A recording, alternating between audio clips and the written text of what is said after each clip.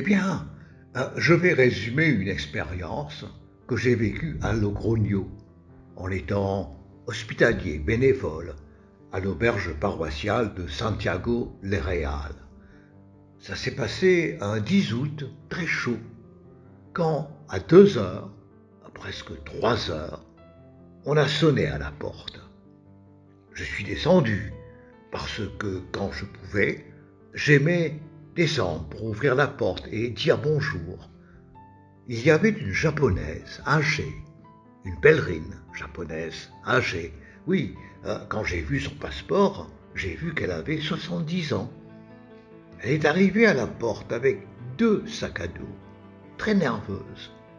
Moi, je ne parlais pas anglais et je n'arrivais pas à comprendre ce qui se passait. Et ce qui se passait, c'est que son mari était encore plus mal qu'elle. Elle avait très chaud. Donc, j'ai descendu la rue de l'Auberge pour accueillir son mari, que j'ai accompagné jusqu'à la porte. Je lui ai dit de ne pas s'inquiéter, de prendre ses affaires, de prendre une douche, que nous parlerions du fonctionnement et plus après. L'auberge était pleine à cette heure-là. Comme le mari parlait un peu anglais, je lui ai dit de ne pas s'inquiéter, que tout le monde avait un endroit où dormir et en fait, à eux, après avoir parlé avec le père Ignacio, nous leur avons donné un bureau avec beaucoup de matelas. Et très bien pour eux, ils ont presque eu une suite. Ils étaient super silencieux. Ils sont venus pour la prière, ils ont pris leur petit déjeuner, et quand ils sont partis le matin, ils m'ont embrassé tous les deux. Ils parlaient japonais, mais ils disaient merci avec les yeux. Et vous qui connaissez un peu la culture japonaise, vous savez que chez eux, il est très rare qu'ils aient un contact physique. Et encore aujourd'hui, en vous racontant cette histoire, ça me donne des frissons.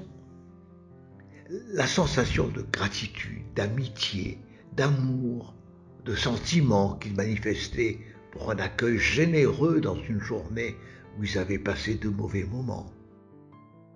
Pour moi, le chemin de Saint-Jacques, de l'apôtre Saint-Jacques qui a traversé l'Espagne, qui a rencontré la Vierge, c'est aussi le chemin de ma vie. De suivre le Christ, de savoir que même si tu arrives à Saint-Jacques, le chemin continue, qu'il nous accompagne toujours, que la Vierge va avec toi, que tu es frère et que le Christ nous montre la fraternité, qu'on connaît des gens qu'on ne verra plus ou presque, mais qui t'ont donné beaucoup de vie. Sur le chemin, j'ai rencontré 2 personnes merveilleuses. L'une à Calcutta, Julian, et l'autre à Chantilly, comme hospitalier de Casflorelis. Et je les ai rejoints, non, en fait, ils m'ont accueilli. Je n'étais pas bien, en petite forme, et j'étais là-bas comme hospitalière. C'était beau chaque matin d'aller partager avec eux la messe au monastère des Clarisses. Cela, je continue de le faire à Madrid, là où je vis.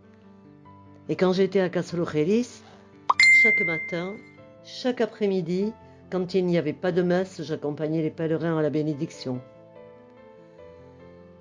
De nombreux témoignages, comme donner la joie à une personne qui portait plein de choses dans le sac à dos, de l'aider à renvoyer à la maison tout ce qu'elle portait en trop, afin qu'elle marche plus libre. Parce que c'est comprendre le chemin, guérir les ampoules, écouter beaucoup, et ensuite découvrir que ce que vous avez, c'est ce dont les pèlerins ont besoin. Que si vous avez un savant, celui qui passe juste après n'en a pas. Le chemin vous lie aux autres. Et être généreux vous fait marcher vers un nord, vers le nord, vers la sainteté.